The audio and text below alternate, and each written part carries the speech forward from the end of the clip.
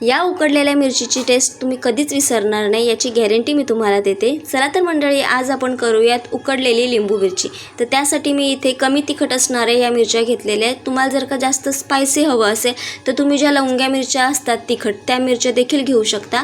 तर इथे मिरची आणि लिंबू स्वच्छ धुवून घेतलेले आहेत, त्याचबरोबर स्वच्छ कोरडे करून घेतलेले आहेत, पुसून घेतलेले आहेत। आता इथे एका मिरचीचे 2 भाग केलेले आहेत, त्याचबरोबर इथे मी लिंबूसुद्धा चिरून घेतलेला आहे। आता या मिरच्या आहेत त्या आपल्याला फोडणीला द्यायच्या आहेत। तर त्यासाठी काय करायचं आहे, इथे कढईमध्ये 1 चमचाभर तेल गरम करून घ्यायचं आहे। तेल चांगलं कडकडीत गरम झालं की मग त्याच्यामध्ये घालायचं आहे हिंग, मोहरी घालायची। मोहरी तडतडली की मग याच्यामध्ये कट केलेली लिंबू मिरची घालून घ्यायची। चवीनुसार मीठ घालायचं, मिठाचं प्रमाण थोडंसं जास्त ठेवायचं। त्याचबरोबर याच्यामध्ये अर्ध लिंबू पिळून घालायचं आहे। छान असं परतून घ्यायचं, झाकण ठेवायचं आणि झाकण ठेवून 10 मिनिटांसाठी ही मिरची छान अशी शिजवून घ्यायची आहे।